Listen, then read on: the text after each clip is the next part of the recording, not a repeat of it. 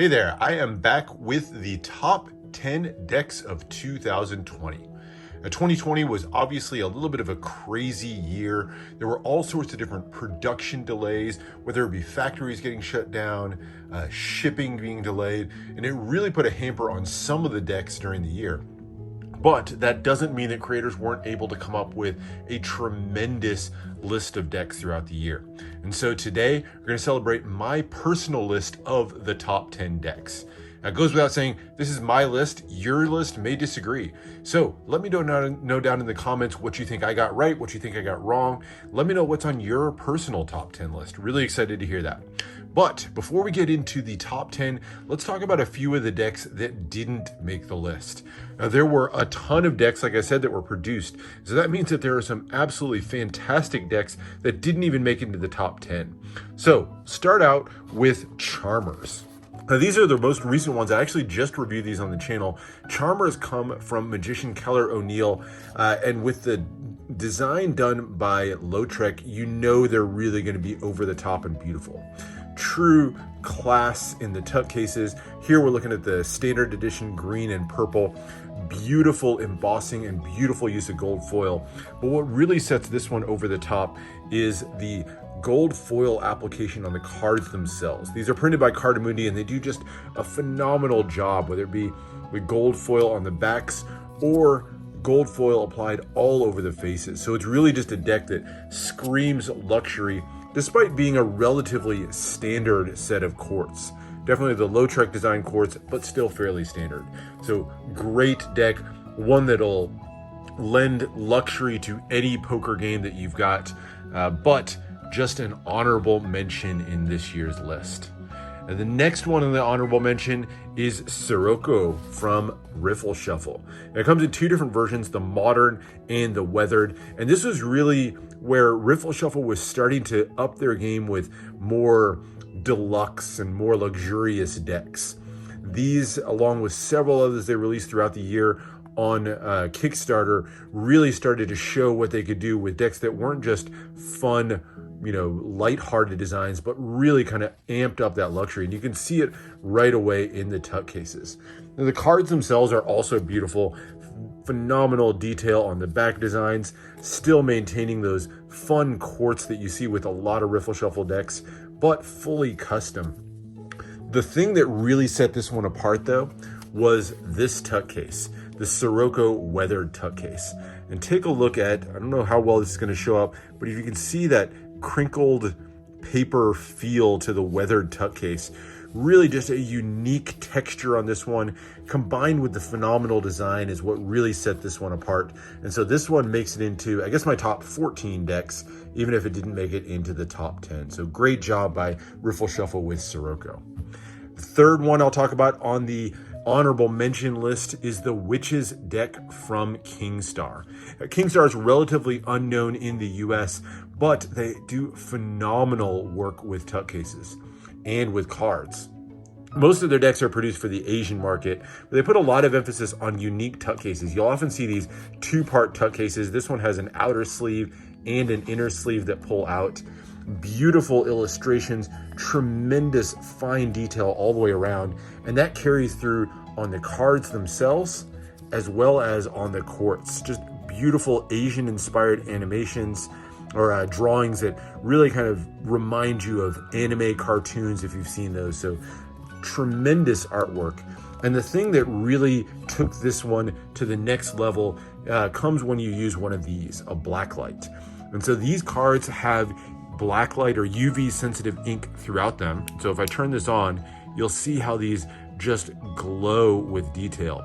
Colors pop out, and hopefully you can just appreciate the level of detail, whether it's on the card faces, card backs, or the tuck case. Everything on this one glows when you use a blacklight. So really unique, distinct deck, one that you're not going to see too much in the US, but if you can get a hold of one of these, absolutely recommend it. Well worth a spot in the honorable mention, even if it just missed the top 10. And my last honorable mention comes from my favorite creator of all time, Giovanni Moroni of Third Way Industries, and that's the Modern Idols deck. Now, these are the limited versions of the tucks. You'll see that they're numbered and feature really luxurious embossing and foiling that you'll see on a lot of Giovanni's tuck cases. His classic styled characters there. It comes in two different versions, the Hope version over here and the Fear version. And absolutely luxurious tuck cases. The thing that sets this over the top though really comes when you pull out the cards. This is the Hope version of the deck, and right off those fluorescent inks just jump out to you. Really beautiful, his classic style quartz, but the mixture of those fluorescent inks along with the metallic silvers against that bright blue background, just really striking look to them overall. Fun quartz, looking at a mythology of maybe what modern day idols would look like, but the colors really just gleam. Here's the Idol of Space, for example. And just like with the Witches deck, another great time to break out the blacklight because these absolutely look fantastic under a blacklight. Those fluorescent inks react and you get an entirely new experience if you look at this entire deck under a blacklight.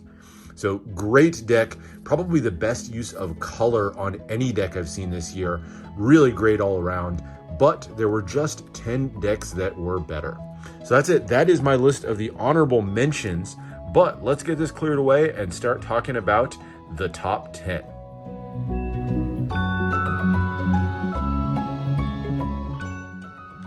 Now in at number 10 on the list is Sovereign from Black Ink Playing Cards and Jody Eklund. Now, Jody Eklund is tremendously talented, and with this one, he produced a really stunning deck of cards. What really jumps out to me, a lot of things that jump out, but the embossing on the tuck cases is absolutely phenomenal. Super deep embossing, forming all these flourishes and scroll work throughout the deck really give you just a striking, elegant tuck case. And the cards themselves don't let down either. Heavy use of metallic inks really help these shine beautifully.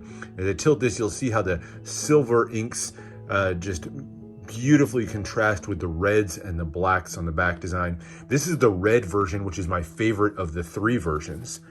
And as you flip to the other side, you'll see some of the beautiful court cards that he features. Definitely inspired by the standards, but each one of these features a famous monarch from Europe. So you get a chance to really kind of delve into history with some of these, while at the same time enjoying familiar and classic court cards. This full custom deck just does a phenomenal job of capturing the spirit of the European monarchs, the spirit of a classic deck of cards, and yet brings this incredible touch of luxury. And if you want something that really goes over the top, the exquisite edition in white and gold here might be the one for you. Same beautiful embossing on the tuck case, different design, but same style. Beautiful gold foil printing on the interior, and the card backs are in a crisp, clean gold and white foil. Same card faces that we saw before, but that white and gold foil is just really going to stand out. So great trio of choices from Jody Eklund with Sovereign, and definitely one worth a place in the top 10. So that's number 10. Let's find out what's next.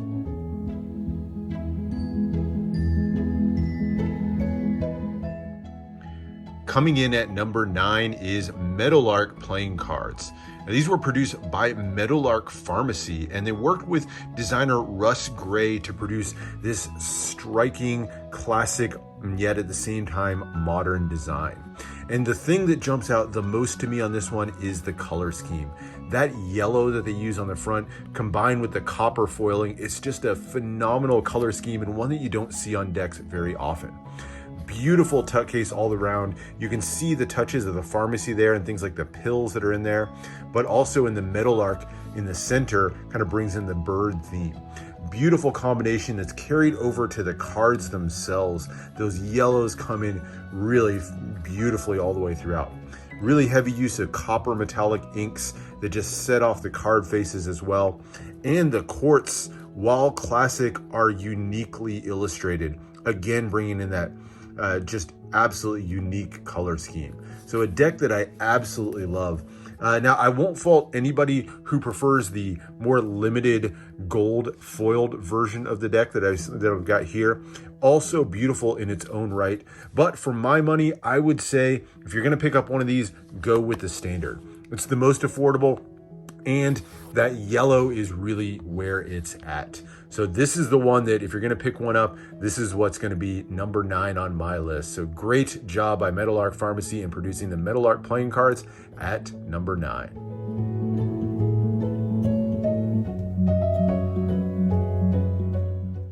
At number 8 on the list is Beowulf. And this one comes from the most prolific designer in playing cards right now, Jackson Robinson of Kingswild Project. This was the December deck in his Kingswild Shorts line, and a follow-up in what's going to become a long series of book-inspired decks. The tuck case itself is designed to look like a book and is one of the most striking parts of this right off the bat. You'll see the spine of the book here, the pages wrapped around the edge, beautiful embossing and foiling to just really help this pop out. Phenomenally designed tuck case, but it really continues with the cards, and this is where the artistry really comes to life. And the card backs, you'll see the gold foiling throughout, just really giving it a feel of luxury, as well as the background, which is made to make this card look like it was carved out of a piece of wood. So beautiful 3D carvings, the art style that inspired this entire deck. Additionally, it's inspired by the story of Beowulf. Beowulf is an epic poem from hundreds of years ago, centuries old, classic epic poem, and it tells the story of Beowulf and Grendel. You'll see the two of them here. Beowulf and Grendel. Lots of detail to the story. Definitely go check out my review of the deck if you want to know more about the story. But I love the artistry on the quartz. That kind of crude look that gives it the feel of centuries old discovered art carvings. Absolutely beautiful detailing on these, and just a great job of producing a unique deck of cards, both in the story and in the artistic style. So a great deck of cards that, despite all that gold foiling, actually handles pretty well. It's definitely a thicker deck of cards, so I'm sure, if you're a cardist or something like that, this may not be the deck for you. But if you appreciate artistry and artwork in decks, there are few decks that can really match what was put together in Beowulf. And that's why it makes its way to number 8.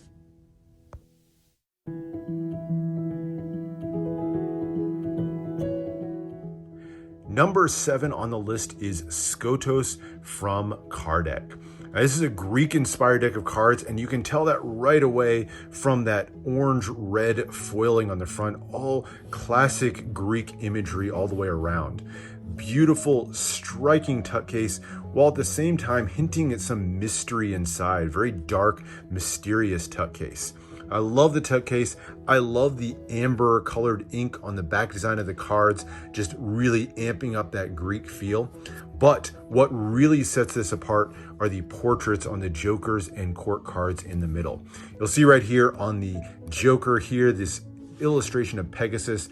It's absolutely unique and just strikingly beautiful. Lots of detail. Those muted color palettes just work fantastically with this. And perhaps no court card represents the art style better to me than this one of the Nemean lion. This is the lion that appears in the story of Hercules and his 12 trials, and just the detail that went into every line, every bit of hair in the mane of the lion. It's just striking poses and art all the way through the court cards. I love this deck. It really does something unique with what's a generally fairly familiar theme of Greek mythology, and just gives you something entirely unique. So absolutely love Skotos. If this is a deck that you haven't seen, really should check it out. It's number 7 on my list. Let's keep going.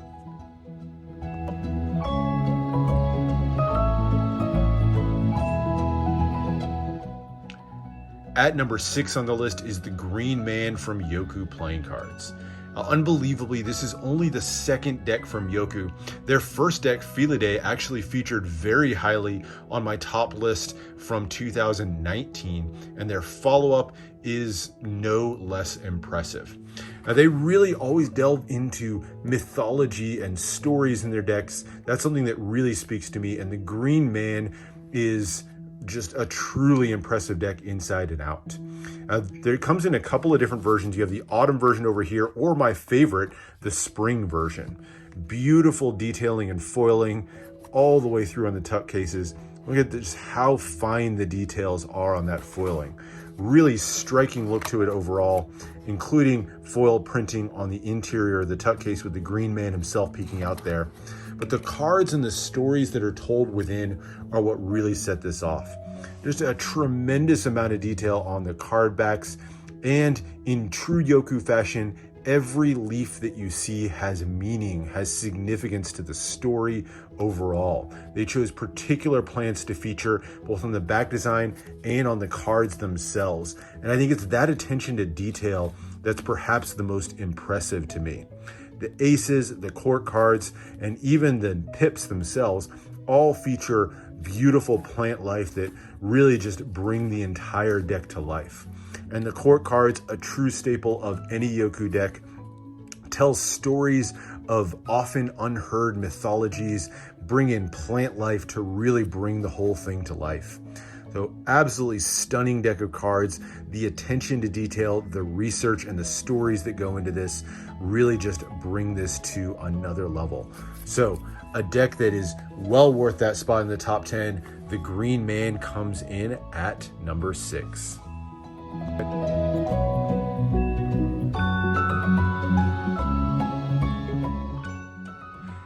All right, we are down to the top 5, and at number 5 is Culture Animalis from Jack Brutus Penny.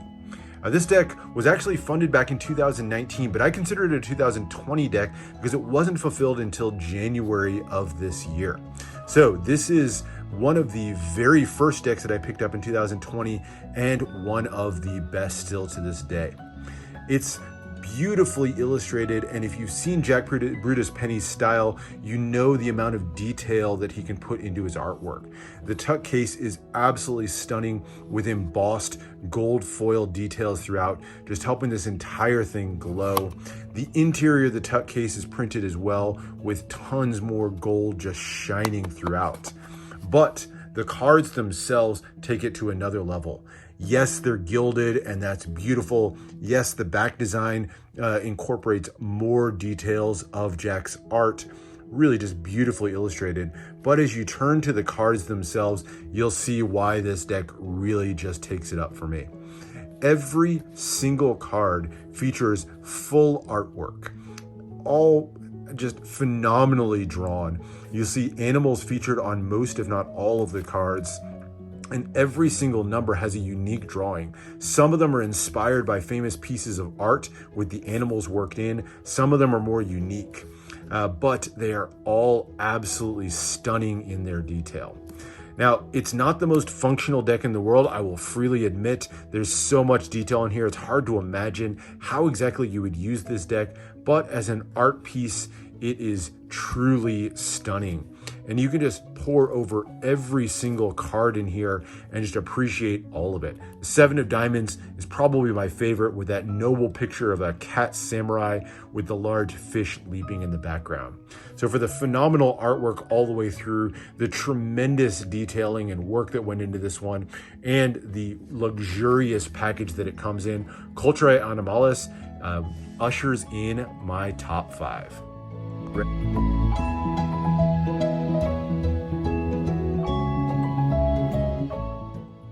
Continuing on with the top 5, we have at number 4, Robin Hood from King's Wild Project. Yes, it's the second deck in the top 10 from King's Wild Project, and this one, just like Beowulf before it, also comes from the shorts line and from the book line of decks from Jackson.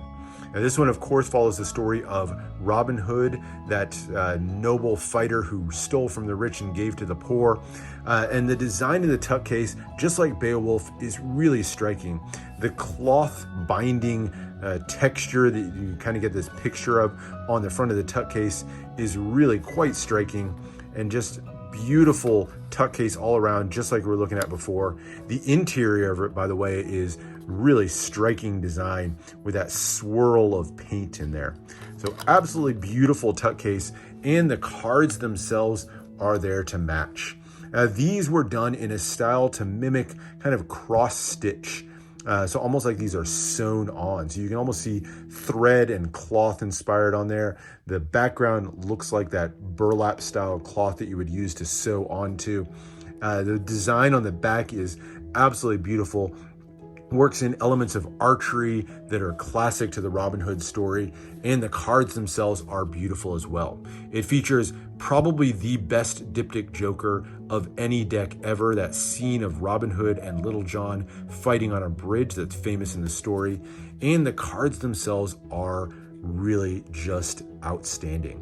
You have the archery-inspired Ace of Spades. You have court cards that tell the story of Robin Hood through its different characters.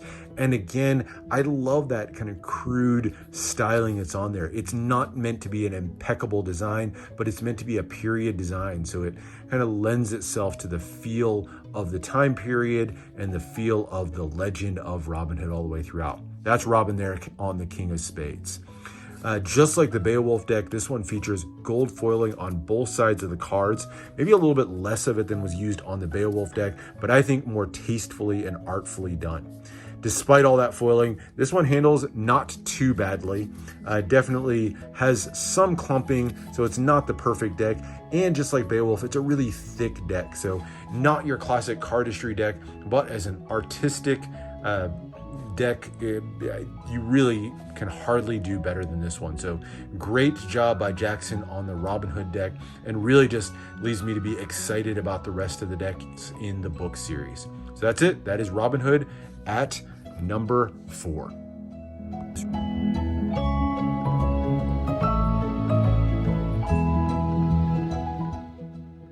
We've reached number 3 on the list, and we have the third deck from Jackson Robinson and Kingswild Project, and it is V2 of Legal Tender. Now, this is the second version just in 2020 that was released. The first one really worked in tons of holographic foil, but almost had too much holographic foil. With V2 though, Jackson sort of perfected the look. It's inspired by money and engraving art that goes into the creation of Tender in the United States, and it's just a striking deck inside and out.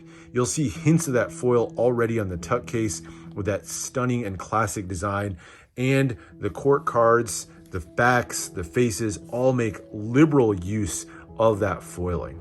Now, where the V1 had almost total foiling on their cards, this one steps it back a little bit and more tastefully and strategically applies the foiling to really help it pop and help all those designs. Every single one of the number cards is completely custom. Every single one of the courts is custom, and they all feature engraving art that is suitable for any piece of currency in the United States.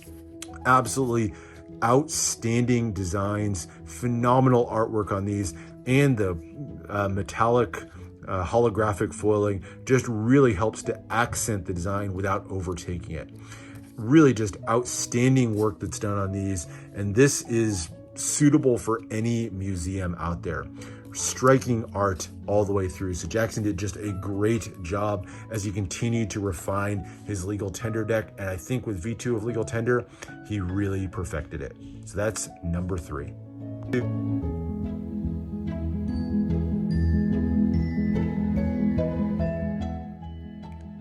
Number 2 on the list is Apocalypse from Third Way Industries.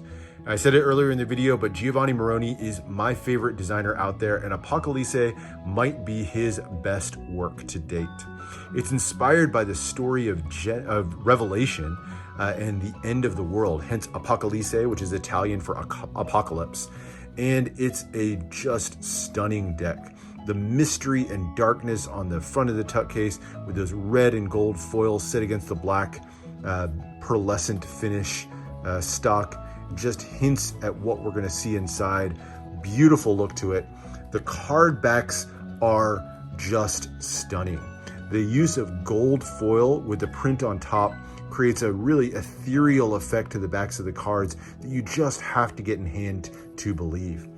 But like any Giovanni deck, while it's full custom all the way through, the true story is going to be told in its court cards. And the court cards are outstanding. Telling the stories of the characters from the end of the world, they produce a, apocalyptic feel with every single one. Imposing characters telling the entire story of the end of the world. I love the artwork. It's classic Giovanni styling, but a truly unique look and feel at the same time to all of them. Definitely a darker feel than a lot of his decks, but it's no less impressive. There's death featured on the King of Clubs, for example. So absolutely a tremendous effort from Giovanni Moroni. I love this deck. In fact, I have a cut of this deck that I've gotten done. I picked up the gilded version of this one. I just can't get enough of Apocalypse. So definitely easily makes its way into my top 5 and actually lands at number 2. But there's one deck that can beat it, so let's find out what it is.